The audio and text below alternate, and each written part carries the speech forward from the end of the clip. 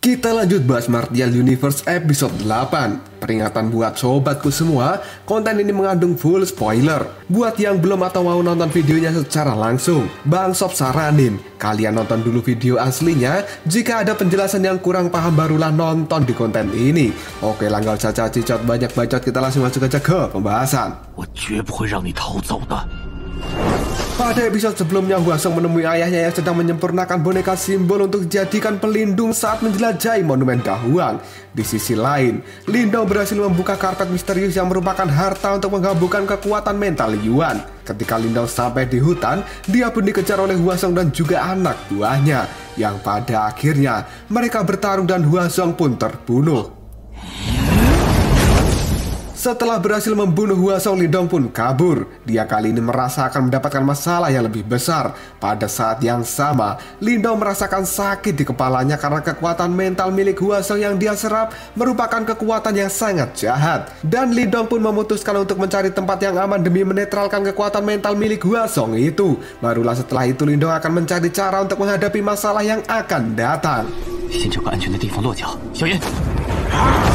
Seluruh anggota sekte boneka kali ini dikerahkan dalam jumlah yang banyak. Mukian-kian yang melihat hal itu pun bingung dengan apa yang telah terjadi. Tak lama kemudian, anak buahnya pun masuk dan melapor bahwa saat ini ketua sekte boneka Hwagu menyuruh anggotanya mencari Lindong karena pemuda itu telah membunuh Hwasong. Mendengar hal itu, Mukian-kian pun khawatir dengan keadaan Lindong. Pada saat yang sama, Hwagu menemui komandan yang memimpin pencarian ini dan menanyakan hasilnya. Sang komandan mengatakan bahwa dia belum berhasil melacak keberadaan Lindong. Hal ini membuat Hwagu tidak sabar dan dia bergerak sendiri untuk menemukan Lindong.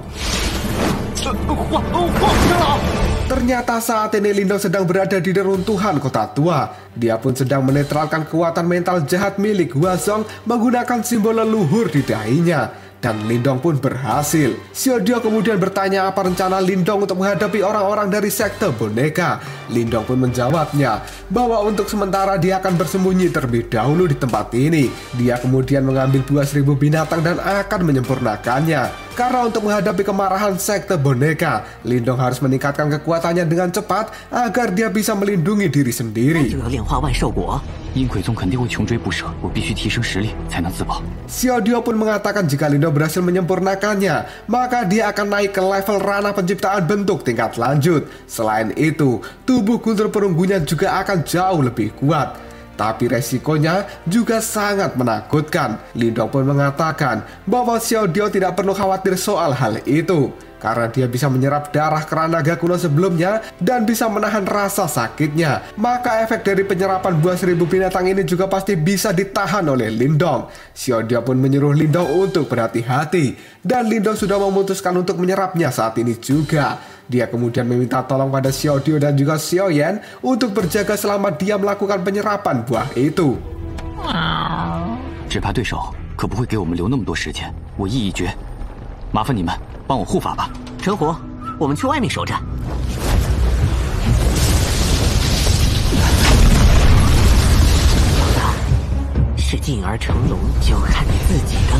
Di lokasi kematian Hwasong, saat ini Hwagu sedang melakukan olah TKP dengan kekuatan mental. Dia pun melihat arah kaburnya Lindong, yang kemudian menggunakan petunjuk itu untuk mencari lokasi keberadaan Lindong.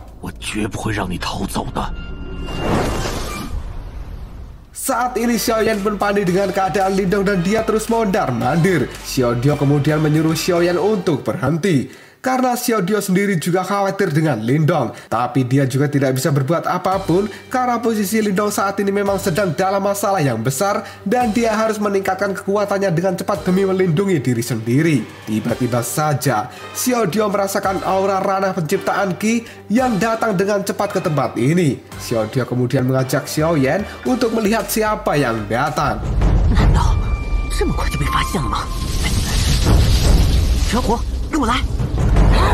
Ternyata itu adalah Hwagu yang telah sampai di tempat persembunyian Lindong.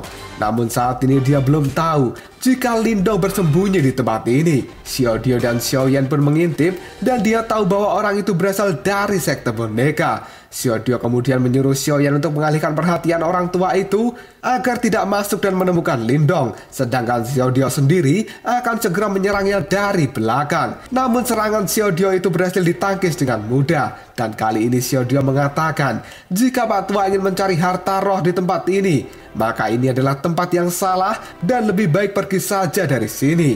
Namun Huagu tidak ingin melakukan hal itu. Xiao Yan kemudian berubah wujud dan dia mulai menyerang. Namun dengan mudah Xiao Yan dilumpuhkan oleh Huagu. Bahkan serangan Xiao Dio berikutnya juga tidak mampu melukai Pak Tua Huagu.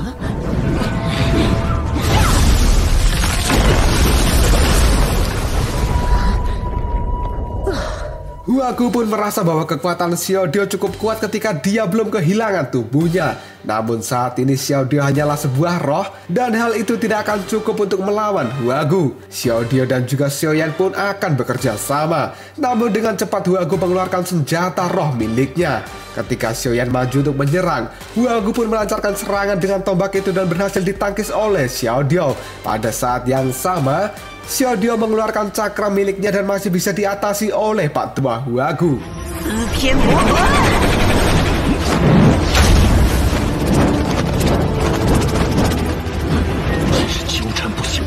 Tidak lama kemudian Huagu mengeluarkan benteng tulang yang kuat dan cakra milik Xiao Dio sama sekali tidak bisa menembus pertahanan itu. Xiao Yan pun saat ini terbang dan dia akan mencoba menghancurkan benteng tulang itu. Namun Xiao Yan malah terkena serangan bertubi-tubi yang membuat tubuhnya langsung terjatuh. Melihat Xiao Yan yang sudah terluka, Huagu pun akan membunuhnya. Namun dengan cepat Xiao Dio mengeluarkan pelindung untuk melindungi tubuh Xiao Yan dari serangan mengerikan Huagu. Pertahanan Xiao Dio pun terus dibombardir. Merasa kewalahan, Xiao Dio kemudian menyuruh Xiao Yan untuk segera bangkit dan membantunya. Dengan cepat Xiao Yan pun mengeluarkan auman yang keras untuk memperkuat pertahanan Xiao Dio. Namun Huagu segera menyatukan serangannya dan membentuk sebuah tombak yang besar yang pada akhirnya menghancurkan pertahanan Xiao Dio. Serangan itu membuat Xiao Dio dan juga Xiao Yan terlempar.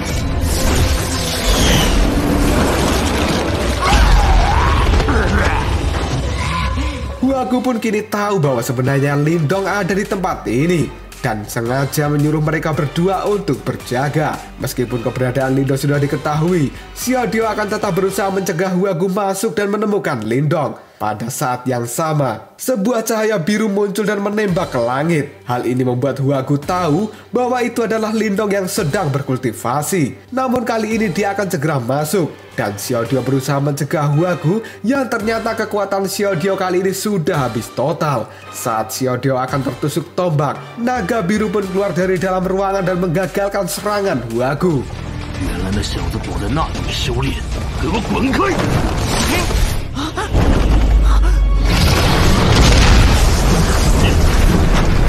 Lindong pun segera keluar dari dalam ruangan karena dia sudah berhasil berkultivasi. Dan saat ini Lindong menyuruh Xiao Dio dan juga Xiao Yan untuk beristirahat karena urusan Pak Tua Huagu ini akan diambil alih oleh Lindong.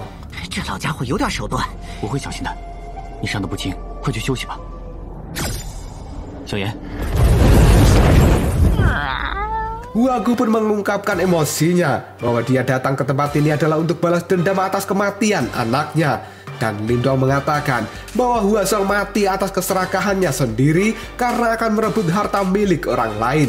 Merasa tidak terima dengan ucapan Lindong, Huagu pun mulai menyerang dan pertarungan pun pecah.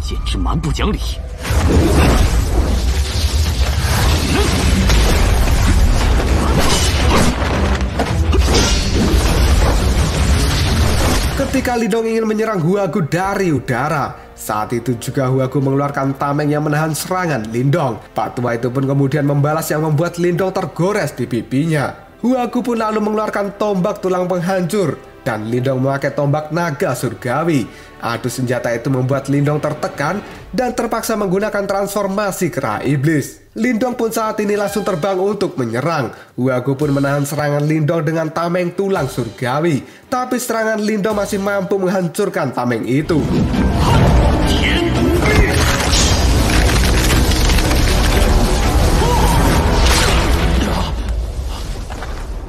Huagu pun mengakui bahwa bela diri Lindong memang cukup kuat. Tapi berapa lama dia mampu bertahan? Lindong yang tidak mau menyanyiakan waktu pun langsung mengeluarkan kekuatan mental Yuan yang digabungkan dengan tombaknya. Yang pada akhirnya Lindong mengeluarkan serangan naga yang besar. Huagu pun menahan serangan Lindong itu dengan tamengnya. Alhasil, adu kekuatan mereka berdua menimbulkan ledakan yang keras dan Lindong pun terpental.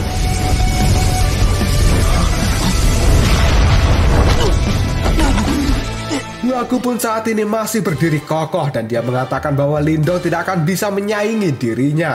Karena bagaimanapun juga, perbedaan level mereka cukup terasa. Saat Huagu akan menggunakan kekuatan untuk membunuh Lindong, dia pun merasakan sakit dan kekuatannya langsung lenyap. Karena saat ini, Huagu juga mendapatkan luka dalam yang cukup serius. Lindong pun kembali bangkit dan akan melanjutkan pertarungan. Tapi saat ini Huagu merasa sudah tidak mampu bertarung dan dia memilih untuk kabur saja. Setelah Huagu pergi, Lindong pun kali ini langsung tumbang.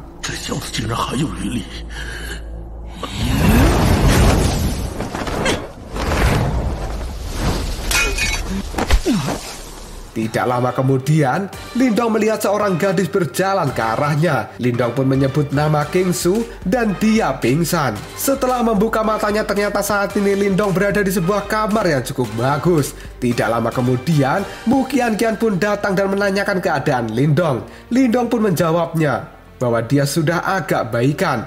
Lindong yang masih bingung kemudian bertanya, sebenarnya dirinya saat ini ada di mana? Mu Qianqian pun menjawab bahwa Lindong saat ini berada di sekte iblis agung. Lindong akan aman berada di tempat ini karena sekte boneka tidak akan pernah berani masuk ke tempat ini. 木姑娘，不知这里是？这里是大魔门，阴魁宗的人绝不会进来这里。 多谢木姑娘救命之恩。 Mu Qianqian kemudian memuji kekuatan Lindong yang bisa membunuh Huazong, bahkan membuat Huagu terluka parah. Hal ini akan membuat Lindong menjadi buronan seumur hidup sekte boneka. Demi keamanan Lindong, Mu Qianqian pun menawari Lindong untuk bergabung dengan sekte iblis agung.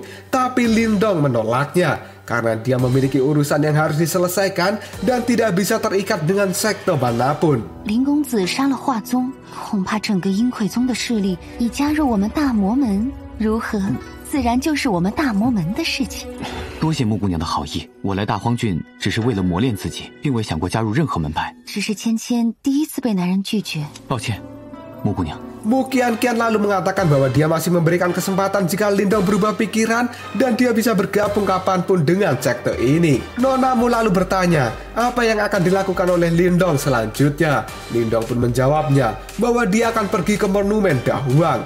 Nona Mu kemudian menyarankan agar Lindong tidak pergi ke sana karena saat monumen Dahuang dibuka, maka sekte boneka akan ada di tempat itu. Dan kabarnya, 4 sekte besar dari dinasti Yan juga akan datang. Mendengar nama sekte besar dinasti Yan, hal ini membuat Lindong teringat dengan masa lalunya yang membuat Lindong sampai harus menjadi pengembara seperti saat ini. Tapi Lindong sudah memutuskan bahwa dia akan tetap pergi, apapun resikonya akan dia hadapi. 林动公子，你没事吧？多谢木姑娘好意提醒，这大荒古碑我必须要去。 Lalu apakah yang akan terjadi selanjutnya? Apakah Lindong akan bertemu dengan musuhnya dari masa lalu di monumen Dahuang? Jika kalian penasaran, tunggu aja jawabannya di next video. Koprol Shop.